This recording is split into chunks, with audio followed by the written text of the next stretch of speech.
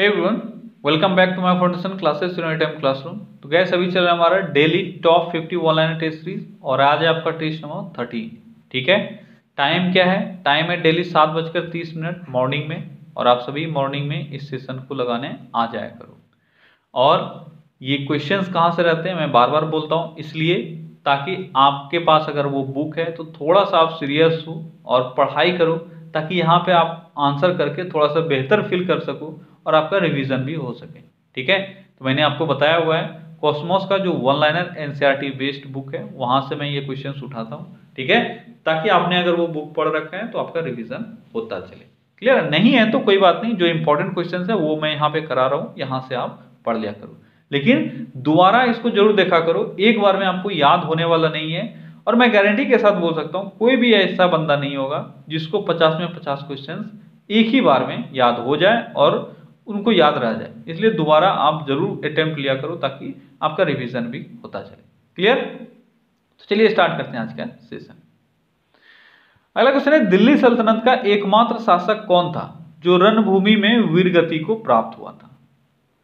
तो कल का जो हमारा सेशन था, कल के सेशन में हमने सैयद शायद हम लोग सैयद वंश के टाइम का चीज हम लोग पढ़े थे, सैयद वंश, लोधी वंश। ठीक है, तो ये एक ऑर्डर में ही चल रहा है। जिस भी सब्जेक्ट का आपका क्वेश्चन आता है वो एक थोड़ा सा एक ऑर्डरली आपका चल रहा है, इसलिए आपको टेंशन नहीं लेना है। अगर आप रेगुलरली कर रहे हो तो आपका आप देखोगे आपका वो चीज आगे धीरे धीरे धीरे बढ़ता जा रहा है। ठीक है, तो सल्तनत वंश के अंत के ओर है हम लोग अब, और दिल्ली सल्तनत का एकमात्र ऐसा शासक हुआ जो रणभूमि में मारा गया था, नहीं तो इधर उधर ही मारा गया वो कहीं ना कहीं। तो रणभूमि में मारा जाने वाला एकमात्र शासक था इब्राहिम लोदी। ठीक है, अब ये क्वेश्चन अगर आपसे पूछा जाए और आप मान लो आंसर नहीं जानते हो तो आप क्या करोगे? आप छोड़ दोगे?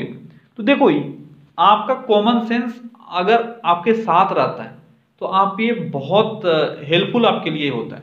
अब आपको पता है इब्राहिम लोदी कौन था? इब्राहिम लोदी था लोदी वंश का अंतिम शासक और गुलाम वंश नहीं, सल्तनत काल जो था, दिल्ली सल्तनत जो था, इसका भी अंतिम शासक था। ठीक है, और 1526 में जो मुगलों के साथ इनकी लड़ाई हुई थी, बाबर के साथ लड़ाई हुई थी, उसमें ये मारा गया था। ये बहुत बार आपने पढ़ा है और क्वेश्चन में यहाँ पे बस एक ही कीवर्ड आपको दिया हुआ है, एकमात्र। अगर इस कीवर्ड को आपने पकड़ा होता तो आपको नहीं भी आता है आंसर, फिर भी आप सही आंसर करके आते। इसको बोलते हैं एग्जाम में तुक्का लगाना। ठीक है, ताकि 100% आपका तुक्का सही हो। ये नहीं ये ABCD है आपका ऑप्शन, ABCD में कौन सा मारे कौन सा मारे, सी मार दें क्या? मार देते हैं। तो आप लोग इस तरह के तुक्के को लगाकर आते हो और एग्जाम के बाद सर अपना पीटते हो। वो तुक्का नहीं लगाना है। तुक्का ये लगाना है कि आप नहीं जान रहे हो पर आप कुछ ना कुछ अप्रोच लगा के सही आंसर तक पहुंच सकते हो। ठीक है, चलिए बढ़ते हैं अगले क्वेश्चन की तरफ। तो आपका सही आंसर हुआ इब्राहिम लोदी और यहां पे आपका सल्तनत काल खत्म हो जाता है। अगला क्वेश्चन है, भारत में पोलो खेल का प्रचलन किसने किया था? पोलो खेल का प्रचलन अगर भारत में पूछा जाए किसने किया था, तो पोलो खेल का प्रचलन तुर्कों ने किया था। 3 ऑप्शन आपको दिया हुआ है, अरबियों ने, तुर्कों ने, अफगानों ने। तो किसने किया था? तुर्कों ने। और एक ऐसा शासक है जो पोलो खेलते खेलते मर गया था। कौन है वो है आपका ऐबक। ठीक है, जिसने गुलाम वंश की स्थापना की, दिल्ली सल्तनत की नींव रखी, वह बेचारा पोलो खेलते खेलते मर गया था। अगला क्वेश्चन है, हिंदी खड़ी बोली का जनक किसको माना जाता है? हिंदी खड़ी बोली का जनक किसको माना जाता है? किसको माना जाता है? तो अमीर खुसरो को। अमीर खुसरो को हिंदी खड़ी बोली का जनक माना जाता है। अमीर खुसरो के बारे में आपको जब भी टाइम मिले आप एक बार इसके बारे में डिटेल से पढ़ लेना, क्योंकि इससे कभी कभी क्वेश्चन बन जाते हैं। ठीक है, अगला क्वेश्चन है, व्यापकगत सिद्धांत के अंतर्गत जैतपुर को कब अधिग्रहित किया गया था? व्यापकगत सिद्धांत। अब देखो, एक तो कॉमन क्वेश्चन आपसे पूछा जाता है, व्यापकगत सिद्धांत किसने दिया? ठीक है, वो क्वेश्चन तो आपको आना ही चाहिए। किसने दिया था? डलहौजी ने दिया था। इसी को डॉक्ट्रिन ऑफ लैप्स बोलते हैं। ठीक है, अब आपको बताना है कि इसके अंतर्गत जैतपुर को कब अधिग्रहित किया था। तो इसके अंतर्गत जैतपुर को 1849 में अधिग्रहित किया गया था। आप सभी अभी के अभी मुझे आंसर करके बताओ कि पहला वह राज्य कौन सा था जिसको व्यापकगत सिद्धांत के अंतर्गत अधिग्रहित किया गया था? पहला राज्य कौन सा था? नहीं आता है तो 1 चम्मच पानी लो और उसमें अपना नाक डुबा दो। मर जाओगे तो अच्छी बात है, नहीं मरोगे तो कम से कम सांस तो कुछ देर के लिए रुकेगा। जल्दी से लो, 1 चम्मच पानी लेके नाक डुबा लो उसमें, छुल्लू भर मत लेना, मर जाओगे। चलो तो एक बार मैं बता देता हूं क्योंकि इंपॉर्टेंट है, यहां से क्वेश्चन बनता है। सबसे पहला है सतारा, ठीक है, सबका याद नहीं रखना है आपको। कब से स्टार्ट हुआ है? 1848 से, और 1848 में सतारा को मिलाया गया। उसके बाद जैतपुर है, ठीक है, जो 1849 में मिलाया गया। और आपसे पूछा जाता है झांसी का, इसके बीच में भी जैसे संबलपुर है, ठीक है, उदयपुर है, ये सब भी मिलाया गया। लेकिन जो आपको एग्जाम में पूछा जाता है, आपको कुछ नहीं अगर आ रहा है तो कम से कम इंपॉर्टेंट पहले याद कर लो, फिर रेस्ट याद करना, ठीक है। तो मैं ये मान के चलता हूं आप लोगों को याद नहीं है, इसलिए जो इंपॉर्टेंट है 2-3 उसको मैं याद रखवाता हूं ताकि आपका काम आ जाए एग्जाम में अगर आ जाए तो। 1853 में झांसी को कब मिलाया गया? 1853 में। और अवध को कब मिलाया गया? अवध को मिलाया गया 1856 में। बहुत इंपॉर्टेंट है अवध, क्योंकि अवध जो है यह इसको जो मिलाया गया था, इसको जो व्यवगत सिद्धांत का जो सिद्धांत था उसके खिलाफ, यानी उससे परे इसको मिलाया गया था। कुशासन का हवाले, कुशासन के हवाले से इसको अपने अंतर्गत मिला लिया गया था ब्रिटिश साम्राज्य 1856 में। ये कम से कम ये 3 है मिनिमम, रेस्ट आपको याद रखना है तो रख लो, लेकिन ये 3 याद रखना। झांसी 1853, सतारा 1848 और अवध 1856, और जैतपुर जो है वह 1849 है, ठीक है। अच्छा, इससे पहले मैंने एक क्वेश्चन आपको पढ़ाया था कि अवध को जो अधिग्रहित किया गया था वह किस रिपोर्ट के आधार पर किया गया था। जल्दी से जल्दी मुझे कमेंट में आंसर करो, नहीं आता है आप ढूंढ के आंसर करोगे आज के आज, किस रिपोर्ट के अंतर्गत अवध को अधिग्रहित किया गया था। अगला क्वेश्चन है, व्यवगत सिद्धांत के अंतर्गत संबलपुर को कब अधिग्रहित किया गया था? संबलपुर को तो 2 आप यहां से पढ़ रहे हो आज, संबलपुर और जैतपुर। तो संबलपुर अभी भी मैंने बताया 1849 में, तो 1849 में आपका 2 हो गया, जैतपुर और संबलपुर, ठीक है। अगला क्वेश्चन है, किस वर्ष ब्रिटिश हाउस ऑफ कॉमन्स में पहले भारतीय के तौर पर दादा भाई नौरोजी चुने गए थे? ब्रिटिश हाउस ऑफ कॉमन्स में पहले भारतीय के तौर पर दादा भाई नौरोजी कब चुने गए थे? तो 1892 में, ठीक है। यहां से 2-3 इंपॉर्टेंट क्वेश्चन है जिसको आपको याद रखना है कि किस पार्टी से वह टिकट, किस पार्टी के टिकट पर वह लड़े थे, कहां से वह लड़े थे। ये 2-3 चीजें हैं जो आपको याद रखना है। तो किस पार्टी के टिकट पर लड़े थे? लिबरल पार्टी, ठीक है, लिबरल पार्टी, लिबरल पार्टी। तो लिबरल पार्टी के टिकट पर 1892 में दादा भाई नौरोजी लड़े थे, और जगह क्या था? फिंसबरी, ठीक है। अगला क्वेश्चन है, यह विचार किसने दिया था कि भारत में ब्रिटिश आर्थिक नीति घिनौनी है?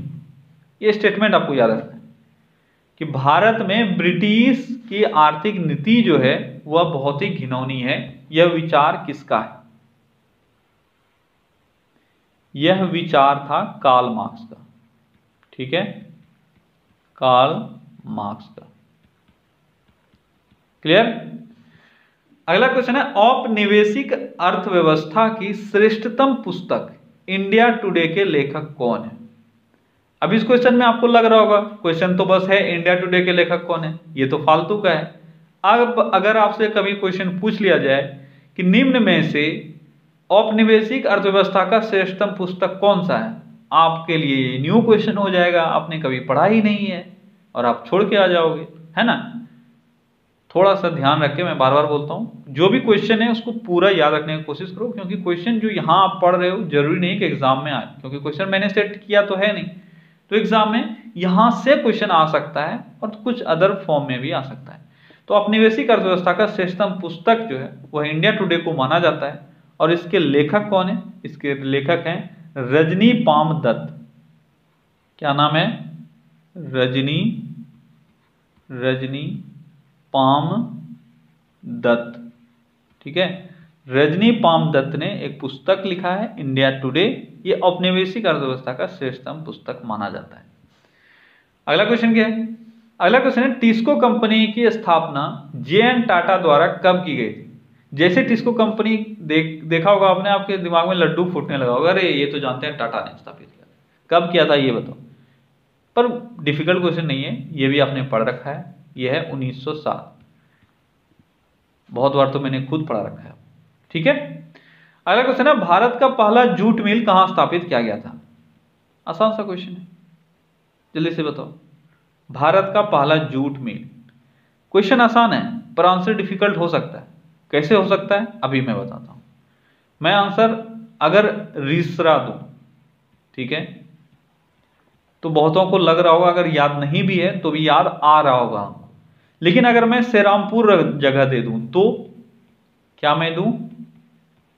सेरामपुर, तो ये क्वेश्चन हो सकता है आपको नहीं आ रहा होगा। ठीक है, लेकिन इसको याद रखना, पूरा याद रखो। रिसरा सेरामपुर डिस्ट्रिक्ट और जो राज्य है वो है पश्चिम बंगाल। ठीक है, इसलिए मैंने बोला कि हो सकता है कई बार आपको सेरामपुर आपको आंसर में मिल जाए, क्योंकि एग्जामिनर आजकल पगला गया है। वो आपको एग्जाम लेना नहीं चाहता है, वह आपको ये दिखाना चाहता है कि आपको आ रहा है या नहीं आ रहा है, बस तुम ये तय कर दो। तो हो सकता है अलग ऑप्शन भी आपको मिल जाए। तो रिसरा सेरामपुर, ठीक है, यहां पे जूट मिल स्थापित किया गया था।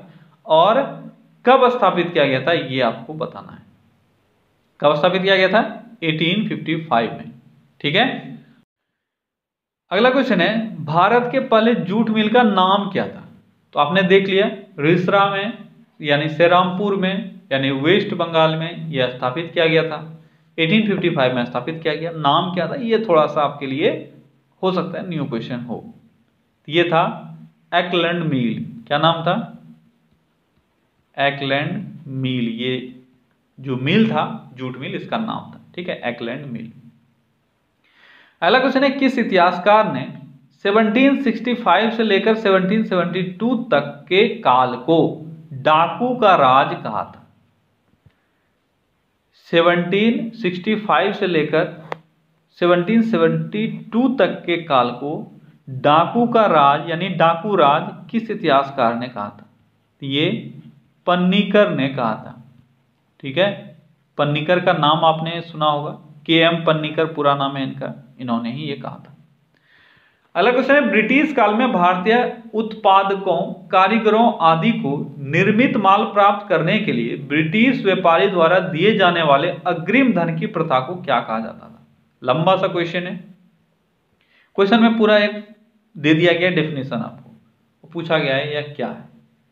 क्वेश्चन आपको समझ में आ गया तो अच्छी बात है, नहीं तो समझ लो कि ब्रिटिश काल में क्या होता था। अभी भी ये सिस्टम चलता है, इसको क्रेडिट सिस्टम बोलते हैं इकोनॉमिक्स में। ठीक है, क्या होता है इसमें आप सामान उठा लेते हो, ठीक है, और आप जैसे मान लो आप होलसेलर, आप उत्पादक हो, तो आप सामान उठा लेते हो लेकिन उसको पैसा नहीं देते हो। ध्यान देना, इसका जस्ट उल्टा हो रहा है, जो अभी यहाँ पे है इसका उल्टा होता है। आप सामान उठा लेते हो, जो प्रोड्यूसर है, आप बोलते हो मैं सामान बेचूंगा फिर मैं आपको पैसा आएगा तो दूंगा, इसको बोलते हैं क्रेडिट पे सामान लेना। ठीक है, लेकिन ब्रिटिश काल में जस्ट इसका उल्टा होता था कि जो भी उत्पादक हैं, कारीगर हैं, उनको पहले ही एडवांस में पेमेंट कर दिया जाता था। जिस तरह से अभी आप करते हो बहुत सारे चीजों में कि आप एडवांस पेमेंट कर देते हो बनाने से पहले। जैसे आप मान लो कोई भी लकड़ी का चीज बनवा रहे हो या आप ग्रिलिंग वगैरह करो, जो डे टू डे यूज में, ताकि आपको ये समझ में आ जाए, तो आप क्या करते हो, आपको कुछ पैसे उसको एडवांस में दे देते हो। उसी तरह से ब्रिटिश काल में भी सिस्टम स्टार्ट हुआ था कि पहले ही व्यापारियों द्वारा दे दिया जाता था कि भैया तुम अगर ये 200 आइटम बनाओगे इसका तो वो मुझे ही चाहिए, मतलब पैसे रख लो तुम ही।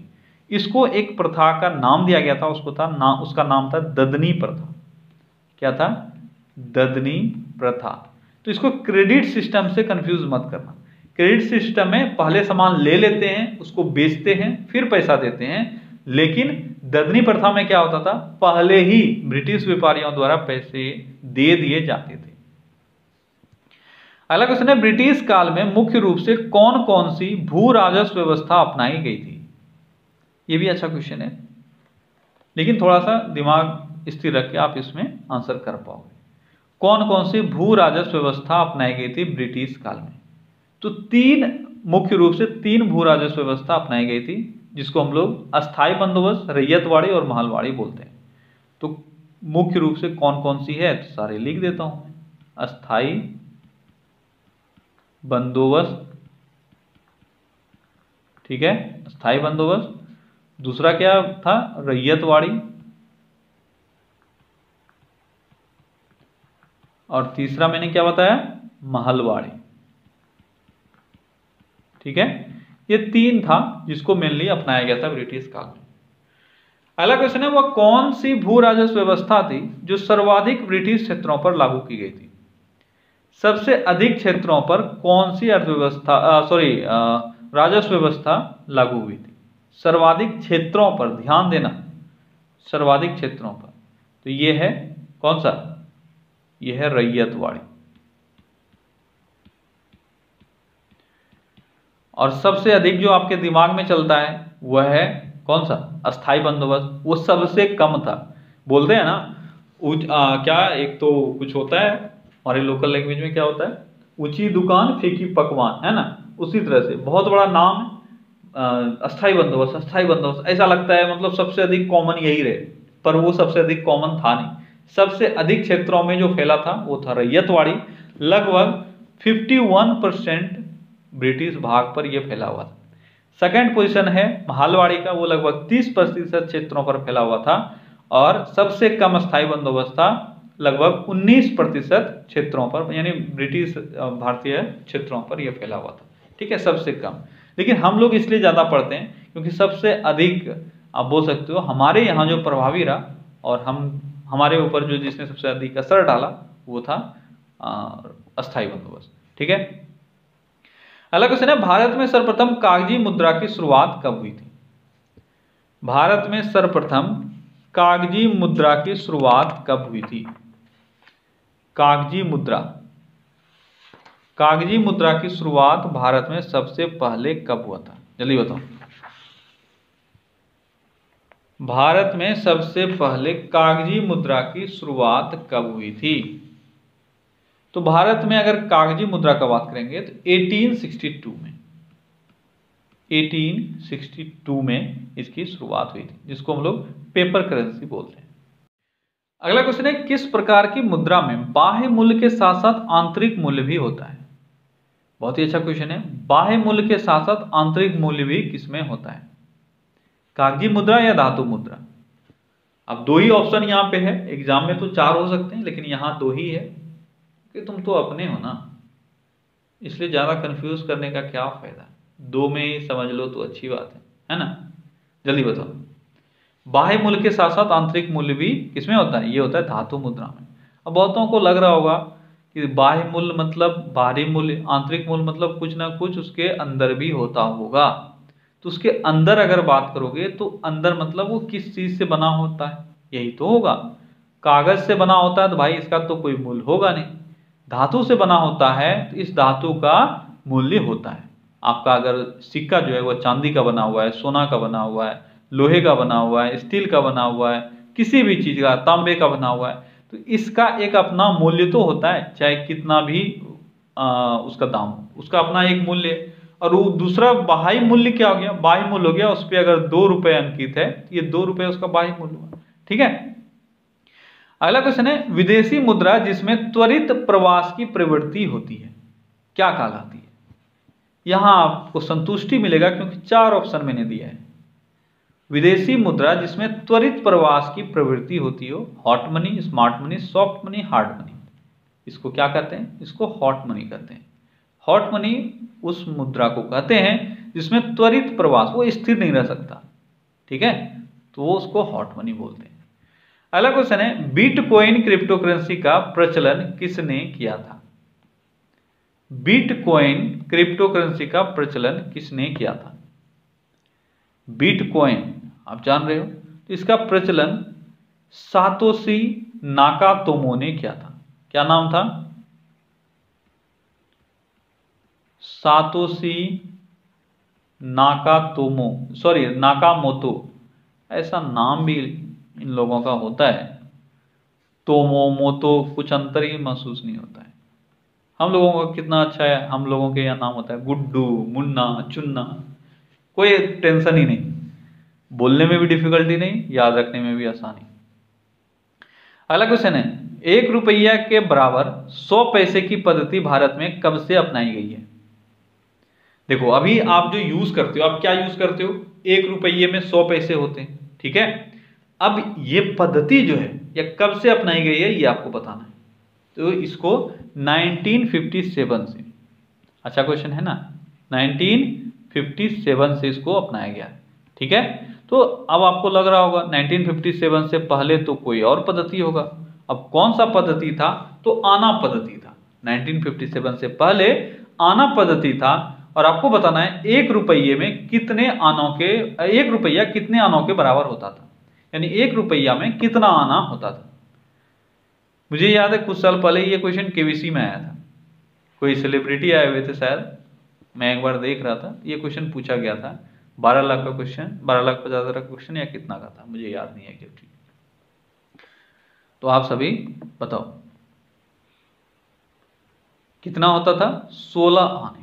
ठीक है, 16 आने सच आपने अपने घर में दादा दादियों को बोलते हुए सुने होंगे कि 16 आने सच बोल रहे हैं।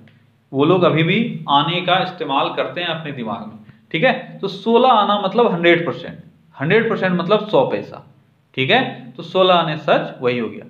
इसलिए 4 आना जो है उसको हम लोग 25 पैसा बोलते हैं, 8 आना जो है वो 50 पैसा है। अभी भी इस्तेमाल होता है कि चौवन्नी यानी 25 पैसा, अब तो चलता नहीं है, अठन्नी भी नहीं चलता है। ठीक है, इसलिए धीरे धीरे आउटडेटेड हो रहा है, लेकिन हम लोगों तक ये था, हम लोग तो जान ही रहे हैं, आप लोग भी अपने बचपन में इस्तेमाल करते होंगे अठन्नी। ठीक है, लेकिन अब अगला जनरेशन जो है वो लोग यूज नहीं करेंगे। अगला क्वेश्चन है, आरबीआई द्वारा जारी नोटों में कुल कितने भाषाओं का प्रयोग होता है? आरबीआई द्वारा जारी नोटों में कुल 17 भाषाओं का प्रयोग होता है। अगला क्वेश्चन है, वह मुद्रा जिसकी वास्तविक एवं अंकित मूल्य बराबर हो उसे क्या कहा जाता है? इकोनॉमिक्स से बहुत ही अच्छे अच्छे क्वेश्चन है, इसको याद रखना। वह मुद्रा जिसका वास्तविक एवं अंकित मूल्य समान हो उसको क्या कहते हैं? उसको कहते हैं प्रमाणिक मुद्रा, यानी स्टैंडर्ड मनी। ठीक है, स्टैंडर्ड मनी वो होता है जिसका वास्तविक और अंकित मूल्य समान हो। अगला क्वेश्चन है, विशेष आहरण अधिकार कैसी मुद्रा है? विशेष आहरण अधिकार यानी स्पेशल ड्रॉइंग राइट, SDR इसको बोलते हैं। क्या बोलते हैं? SDR।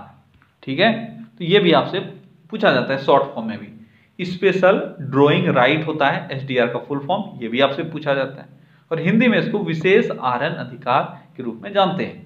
आपको बताना है यह कैसी मुद्रा है? कृत्रिम, प्रमाणिक या दुर्लभ? यह कृत्रिम मुद्रा है, मुर्दा नहीं है, मुद्रा है। ठीक है, आर्टिफिशियल करेंसी है, आर्टिफिशियल मनी है। मुद्रा और मुर्दा में ज्यादा अंतर है नहीं वैसे। चलो अगले क्वेश्चन की तरफ बढ़ते हैं। जिस मुद्रा की विश्व बाजार में आपूर्ति की अपेक्षा मांग अधिक हो उसे क्या कहा जाता है? जिस मुद्रा की विश्व बाजार में आपूर्ति की अपेक्षा मांग अधिक हो उसको क्या कहते हैं? जल्दी बताओ क्या कहा जाता है?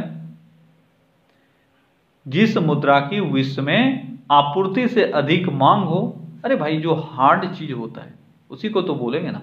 ठीक है, तो स्मार्ट चीजों का अधिक मांग नहीं होता है, वो बस देखने में अच्छा लगता है, हो गया काम खत्म। लेकिन जो हार्ड चीज है यानी जो स्ट्रॉन्ग चीज है उसको अधिक ज्यादा प्रेफर करते हैं लोग। ठीक है, तो हार्ड मनी जो है वह सबसे अधिक मांग वाला मुद्रा होता है। अगला क्वेश्चन है, भारत में सिक्कों की ढलाई किन स्थानों पर होती है? भारत में सिक्कों की ढलाई किन स्थानों पर होती है? भारत में सिक्कों की ढलाई किन स्थानों पर होती है? मुंबई, कोलकाता और हैदराबाद। ठीक है, तीनों आप जान लो, मुंबई, कोलकाता और हैदराबाद। इन 3 स्थानों पर क्या होता है? सिक्कों का ढलाई होता है।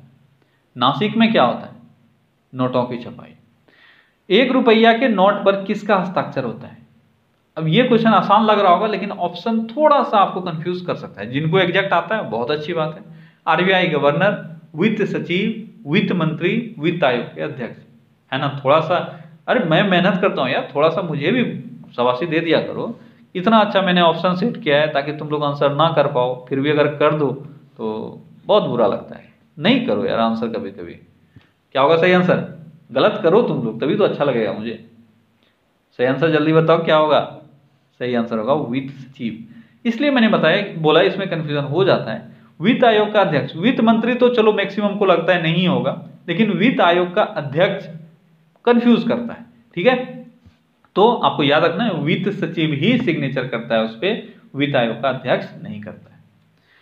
अगला क्वेश्चन है, वैश्विक डिजिटल करेंसी लिब्रा तथा डिजिटल वॉलेट कैलिब्रा को जारी करने की घोषणा किसने की थी? लिब्रा और कैलिब्रा 2020 में इसको जारी करने का घोषणा किया गया था। आपको बताना है किसने किया था। आपको ऑप्शन भी दिए हुए हैं, ट्विटर, फेसबुक, व्हाट्सएप और गूगली। तो ये फेसबुक के द्वारा किया गया था। ठीक है, तो फेसबुक ने इसको किया था। अच्छा, आप सभी मुझे बताओ, शायद मुझे याद है लिब्रा का नाम बदल गया है, तो आप सभी मुझे कमेंट में ये भी बताना कि लिब्रा का न्यू नाम क्या है। ठीक है, इग्नोर मत कर देना भाई, इसको जरूर बताना, क्योंकि ये तुम्हारे लिए होता है। मुझे क्या, करो तो ठीक है, नहीं करो तो भी ठीक है, मुझे कोई फर्क नहीं पड़ता है उससे। चलो बढ़ते हैं अगले क्वेश्चन की तरफ। अगला क्वेश्चन है, भारत में मुद्रा एवं साख का नियंत्रण किसके द्वारा किया जाता है? भारत में मुद्रा एवं साख का नियंत्रण किसके द्वारा किया जाता है? वित्त मंत्रालय, आरबीआई या कैग? नियंत्रण दिया हुआ है, ध्यान देना। तो भारत में मुद्रा एवं साख का नियंत्रण आरबीआई ही करता है। जो तुमने सोचा वो सही है। अगला क्वेश्चन है, सर्वप्रथम आधुनिक बैंकिंग का विकास किस देश में हुआ था? आधुनिक बैंकिंग का विकास सर्वप्रथम किस देश में हुआ था? तो आधुनिक बैंकिंग का विकास सबसे पहले नीदरलैंड्स में हुआ था। कहां हुआ था? नीदरलैंड्स। ठीक है, नीदरलैंड्स में इसका विकास हुआ था। कब हुआ था यह भी आपको याद रखना है। लगभग 1609 ईस्वी में इसका विकास हुआ था सबसे पहले। ठीक है, अगला क्वेश्चन है, भारतीय रिजर्व बैंक की स्थापना किस वर्ष हुई थी? भारतीय रिजर्व बैंक यानी आरबीआई की स्थापना कब हुई थी? आरबीआई की स्थापना कब हुई थी? आप सभी जानते हो 1935 में आरबीआई की स्थापना हुई थी। अगला क्वेश्चन है, भारत में केंद्रीय बैंक की स्थापना का प्रथम प्रयास किस आयोग ने किया था? यह बहुत अच्छा क्वेश्चन है। केंद्रीय बैंक की स्थापना किस कब हुई ये आपसे नहीं पूछा जा रहा है, आपसे बस ये पूछा जा रहा है इसका प्रयास सबसे पहले किस आयोग ने किया था? इसका प्रयास सबसे पहले चैम्बरलिन आयोग ने किया था। किसने किया था? चैम्बरलिन आयोग। कब? इसका प्रयास सबसे पहले चैम्बरलिन आयोग ने 1914 में किया था। ठीक है, ये आपको याद रखना है। अगला क्वेश्चन है, इंपीरियल बैंक ऑफ इंडिया की स्थापना किस वर्ष की गई थी? इंपीरियल बैंक ऑफ इंडिया, इसकी स्थापना 1921 में हुई थी और बाद में 1955 में इसी को हम लोग 1955 से इसी को हम लोग स्टेट बैंक ऑफ इंडिया के नाम से जानते हैं। क्लियर? अगला क्वेश्चन है, भारत में विदेशी विनिमय संचय का रखरखाव किसके द्वारा किया जाता है? अब ये क्वेश्चन भी थोड़ा सा आपको कंफ्यूज कर सकता है। दो ही ऑप्शन है जो कंफ्यूज करेगा आपको, एक है सेबी और एक है आरबीआई। सेबी का काम क्या है? सेबी का काम है जो भी फॉरेन एक्सचेंजेस हैं, ठीक है, उन सभी को रेगुलेट करना, ये सेबी का काम है। ठीक है, सेबी का फुल फॉर्म क्या होता है? SEBI। इसका फुल फॉर्म क्या होता है? Security and exchange board of India. ठीक है, तो जो फॉरेन एक्सचेंजेस हैं उसको रेगुलेट करना, ये इसका काम है। लेकिन यहां पे जो क्वेश्चन दिया जा रहा है आपको, वो पूछा जा रहा है विदेशी विनिमय संचय का रखरखाव। ठीक है, जितना भी फॉरेन करेंसी को हम लोग स्टोर करते हैं उसका रखरखाव कौन करता है? तो उसका रखरखाव आरबीआई करता है। अगला क्वेश्चन है, भारतीय रिजर्व बैंक को कितने मूल्य तक के करेंसी नोट छापने का अधिकार है? तो भारतीय रिजर्व बैंक कितने मूल्य तक का? तो 10,000 तक का नोट छाप सकता है, रुपए 10,000 तक। ठीक है, अगला क्वेश्चन है, भारतीय रिजर्व बैंक के प्रथम गवर्नर कौन थे? भारतीय रिजर्व बैंक के प्रथम गवर्नर कौन थे? आरबीआई के प्रथम गवर्नर थे कौन? Osborne Smith. क्या नाम था उनका? ओसबोर्न।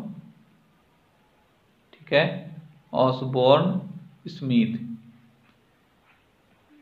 ये हुए भारत के प्रथम गवर्नर। क्लियर? अगला क्वेश्चन है, प्रथम एशियाई खेल का आयोजन कहां हुआ था? फर्स्ट एशियन गेम्स है उसका आयोजन कहाँ हुआ था, ये आपको बताना है। प्रथम एशियाई खेल का आयोजन, मैंने ओलंपिक आपको पढ़ा रखा है, ठीक है। उसके बाद ओलंपिक के बाद मैंने क्या पढ़ाया था, ओलंपिक ही अभी मैंने शायद पढ़ाया है।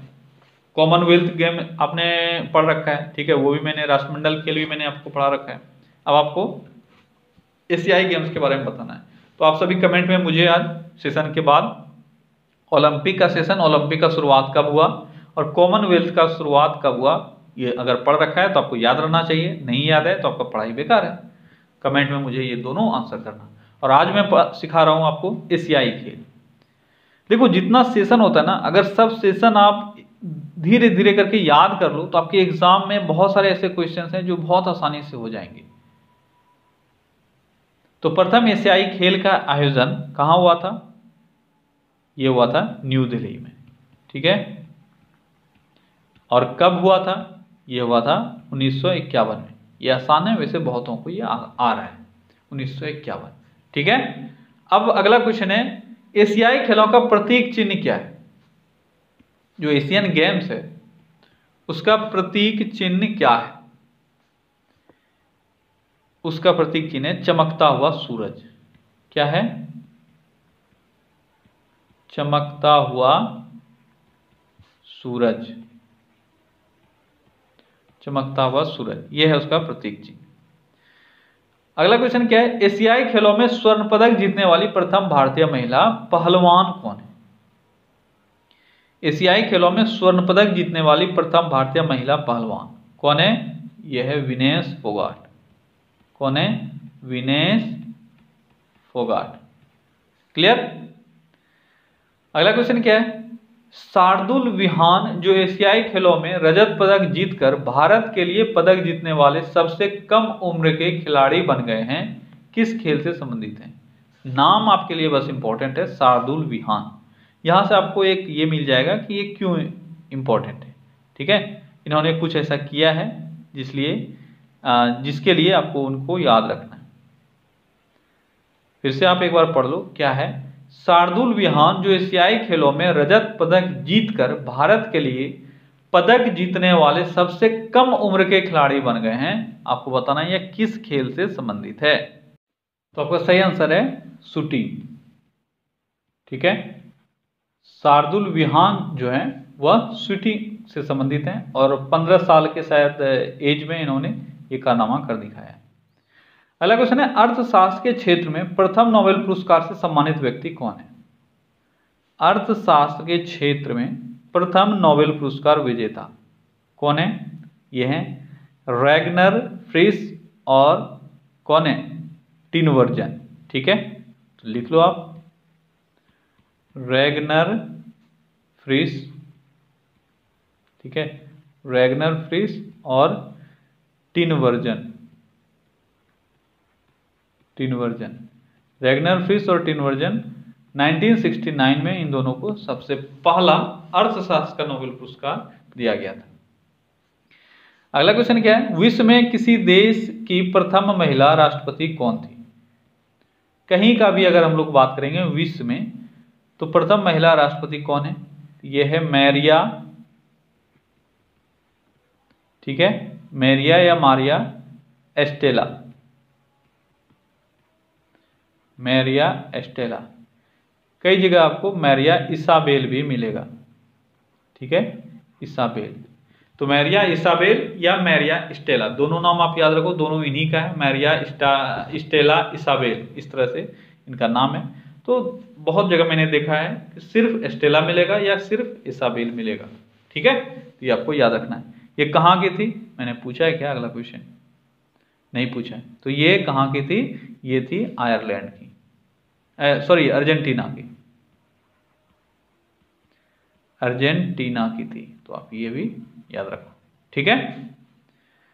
अगला क्वेश्चन क्या है, संयुक्त राष्ट्र महासभा की प्रथम महिला सभापति कौन थी। ये तो सभी जानते हो, संयुक्त राष्ट्र महासभा की प्रथम महिला सभापति कौन थी, विजया लक्ष्मी पंडित, विजया लक्ष्मी पंडित, ठीक है। अगला क्वेश्चन है, अंटार्कटिका महाद्वीप पर पहुंचने वाली प्रथम महिला कौन थी। अंटार्कटिका महाद्वीप पर पहुंचने वाली प्रथम महिला। तो अंटार्कटिका महाद्वीप पर पहुंचने वाली प्रथम महिला है कैरोलीन मिकल्सन। क्या नाम है उनका? उनका नाम है कैरोलीन मिकल्सन। मिकल्सन है ना, कैरोलीन मिकल्सन। ठीक है, अगला क्वेश्चन क्या है? अगला क्वेश्चन है एवरेस्ट पर चढ़ने वाली प्रथम महिला किस देश की थी? तो एवरेस्ट पर चढ़ने वाली प्रथम महिला है जुंको तबई, और ये जापान से। कहां से? जापान से। कौन? तो जानते हो यू, जुंको तबई। ठीक है, जुंको तबई। अगला क्वेश्चन है अंतरिक्ष में जाने वाली प्रथम महिला कौन थी? अंतरिक्ष में जाने वाली प्रथम महिला कौन थी? Valentina Tereshkova. क्या नाम है? Valentina Tereshkova. ये सब कॉमन क्वेश्चन है। तेरेस्कोवा ये आप सभी को जरूर आना चाहिए और आता होगा। ठीक है, कहाँ की थी ये भी आपको याद रखना है। ये रूस की थी वेलेंटिना तेरेस्कोवा, और ये पहली महिला हुई जो अंतरिक्ष में गई थी। अगला क्वेश्चन है गुट निरपेक्ष आंदोलन की प्रथम महिला अध्यक्ष कौन थी? ये थोड़ा सा अलग क्वेश्चन है। गुट निरपेक्ष आंदोलन की प्रथम महिला अध्यक्ष कौन थी? एस भंडारनायके। कौन थी? एस भंडारनायके। ठीक है, अगला क्वेश्चन है नोबेल पुरस्कार जीतने वाली प्रथम महिला कौन थी? नोबेल पुरस्कार जीतने वाली प्रथम महिला कौन थी? नोबेल पुरस्कार जीतने वाली प्रथम महिला कौन थी? Madam Curie. Madam Marie Curie. ठीक है, तो क्या गाइस, यहाँ पे हमारा आज 50 क्वेश्चंस पूरा होता है। आई होप कि आज भी आपने कुछ जरूर सीखा होगा, और आपका अगर कुछ आ रहा होगा तो वो रिवाइज हो गया होगा। ठीक है, चलिए कल फिर से मिलते हैं अगले सेशन में। Till then take care, bye bye.